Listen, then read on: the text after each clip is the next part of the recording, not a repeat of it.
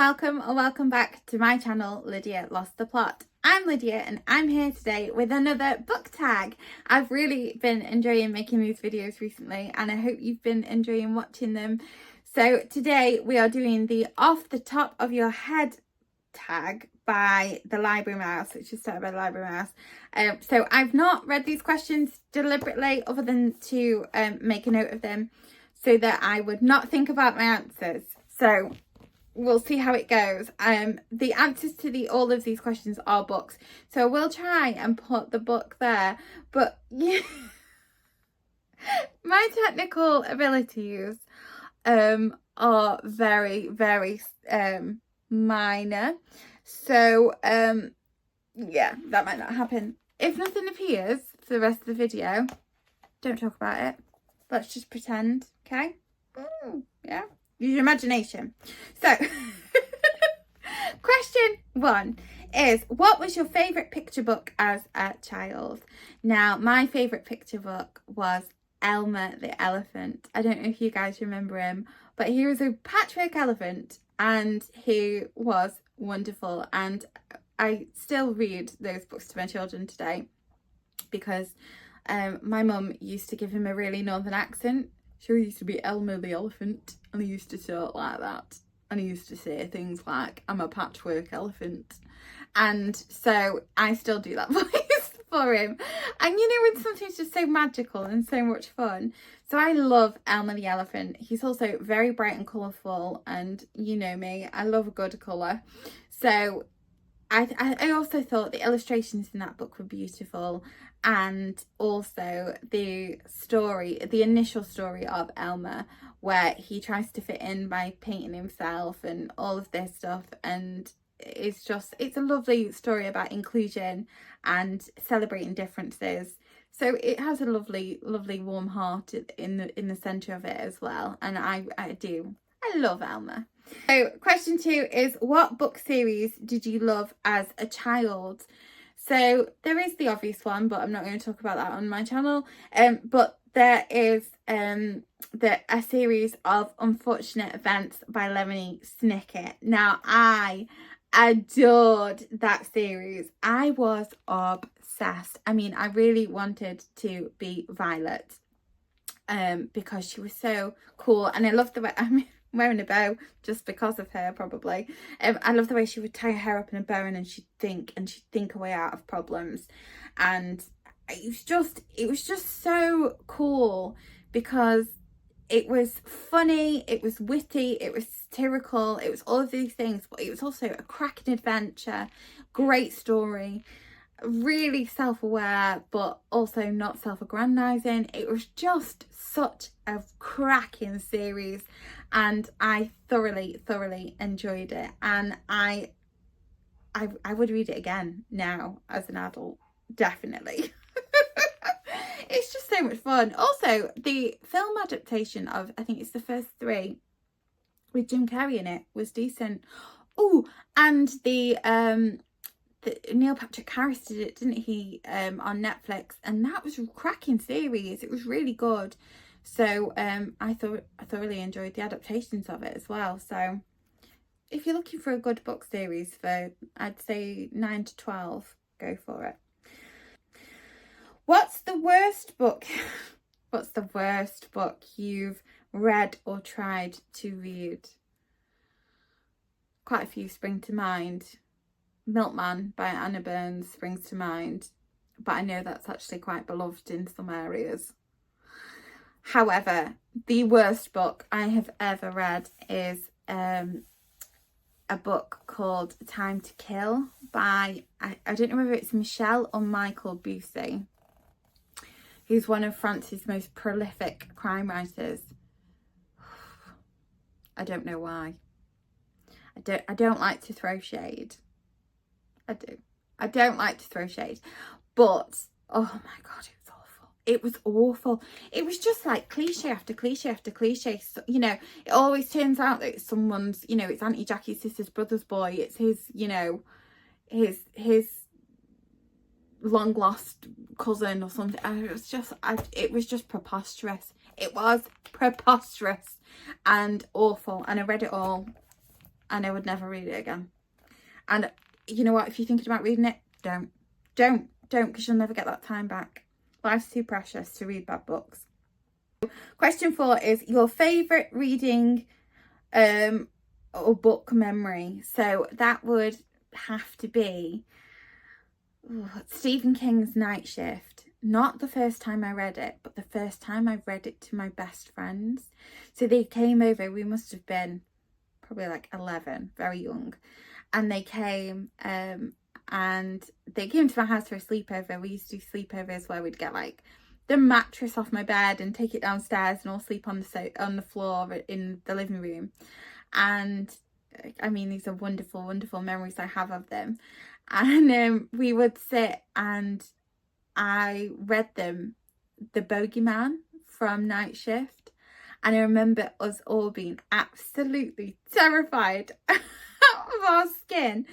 And it was just such a lovely experience, because it was that thing of like a really good cracking short story bringing together people in this common feeling, even if we were scared, and it just really moving us and us enjoying it. It was just so good. And yeah, it also makes me think of those best friends and how much I love them. And yeah, it's great memories. Number 5 is a book you loved as a movie. Now, this is tricky because most book adaptations into movies are shite. But I think Atonement by Ian McEwan springs to mind. I'm sure this will change on a different day. But yeah, Atonement by Ian McEwan. The book is phenomenal, but the film, the adaptation by Joe Wright, is gorgeous. Keira Knightley in a green dress in a library with James McAvoy. Yes, please. It's wonderful. And also I love the character of Bryony Tallis, and she talks like this, and she says things like amenable. Are you going to be amenable? And she's just so cute. I love her. And she's like a little director. And I think the story of Atonement is phenomenal. How one decision in your life can alter so much, and can also have these massive ramifications that basically you have to live with forever. And also about when you don't communicate clearly to a child, how their interpretation of events and of the world can be completely misconstrued. And yeah, it's wonderful. It's such a brilliant book. If you've not read it, read it. If you've not watched it, watch it. Number 6 is a book you wish they would make into a movie. Shark Heart by Emily Habeck. So basically it is a story that is one of my favourite books of all time.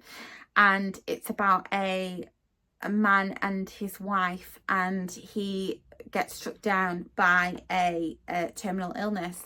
The terminal illness is that he is in fact turning into a great white shark. Stay with me, okay? I know it sounds bonkers, and it is bonkers, but my gosh, it's the best love story I've ever read. It was phenomenal. It's about love and loss and longing and letting go, and also sticking by someone's side when they are going through it.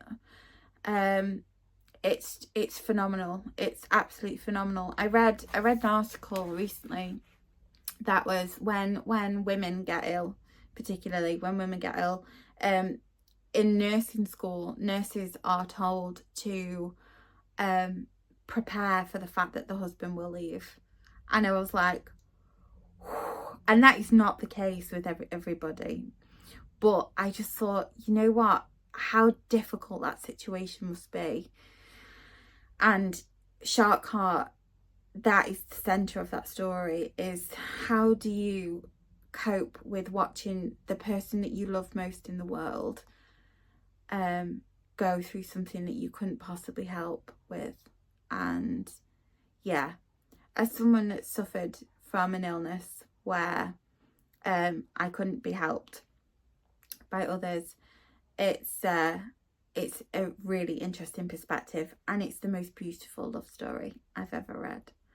So yeah. Also, if they're looking for someone to play the wife, hello, I'm an actor. So if you are a casting agent and you are thinking about making something about a man turning into a great white shark, I'm just saying, I'm perfect for it.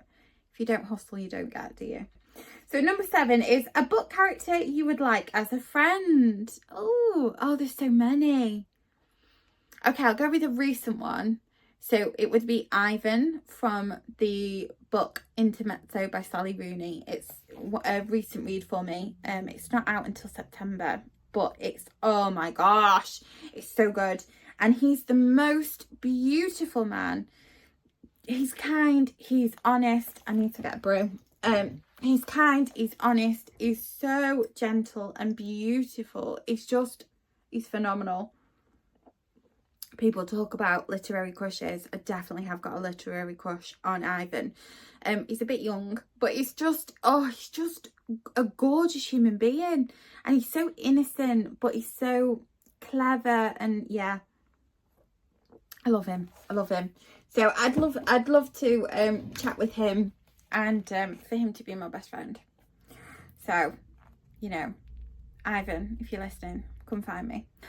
Number 8 is a place you want to visit because of a book you've read. A place I want to visit. Can I say the deep depths of the ocean?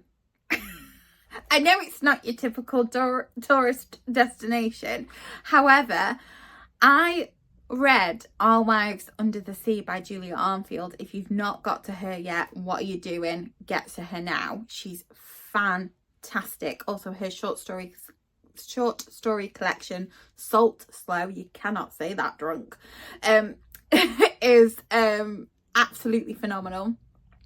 And when I read All Wives Under the Sea, basically it's about 2 women who are married, and one of them goes on this expedition under the ocean, and they go missing for a bit, and then they come back and she's not quite right. It's just so good. But when I was reading from her perspective, and she's in this submarine, and she's just seeing this expanse of black, and then occasionally seeing something in the shadows. Oh, wouldn't you love to do that? Wouldn't you? I mean, I've got a friend who says I'm bonkers for wanting to bungee jump, but honestly, things like that just fascinate me. Like, imagine how scared you'd feel, but how great and thrilling it would be. It'd be fantastic. So yeah, so not, you know, France, Italy, you know, Mount Rushmore. No, Our Wives Under the Sea. I would like to be the wife under the sea. Number 9 is, what is a non-fiction book you would recommend? So there's been quite a few recently that I've really enjoyed. I loved The Wager by David Graham. If you like a shipwreck, that's a great one for that. There's lots of nautical themed recommendations today.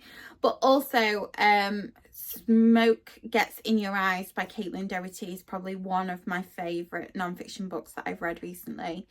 It's just so good. It's about the death industry and about the process of death and the mechanics of death, and I just found it so enlightening. She's also really funny. She's written another book as well called Will My Cat Eat My Eyeballs, which is also fantastic, but that's a little bit more aimed at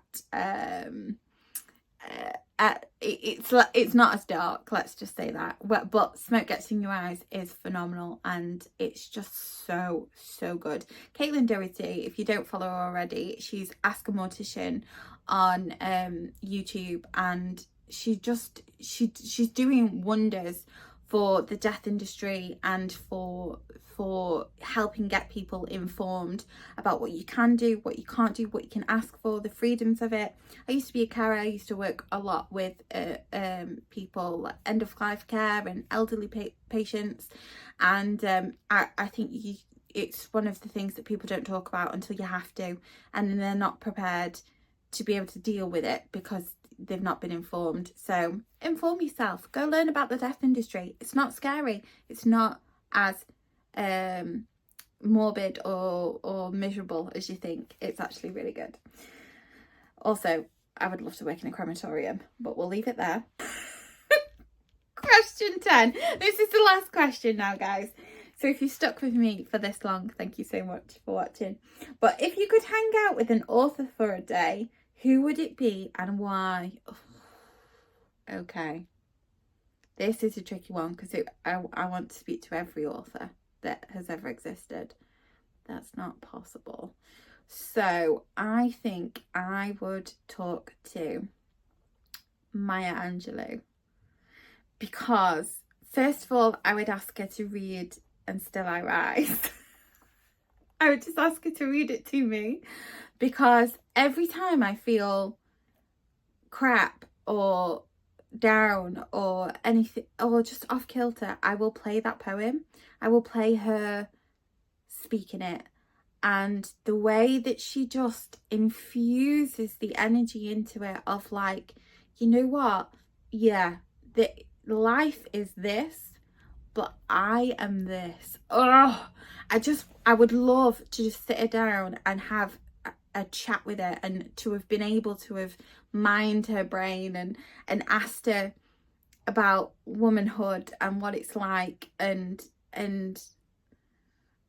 to ask her advice. I feel like she'd be a great advice giver. And you know, I know that we've lost her now, but she's just, yeah, if I could have had a chat with anyone, it would have been Maya. And I bet you she would have chatted back, because she was that type of person. So that is the end of this tag. So off the top of my head, I don't think I've done too badly. I'm probably going to rewatch this while I'm editing and be like, why didn't you say this? And why didn't you say that? But that's the nature of a tag like this. So I will leave the questions in the description box below. If you'd like to do this tag too, if you're new to BookTube or old to BookTube and haven't had a chance to have a go, then please do. Don't forget to tag me so that I can see it. And yeah, and basically just have an absolutely fantastic day.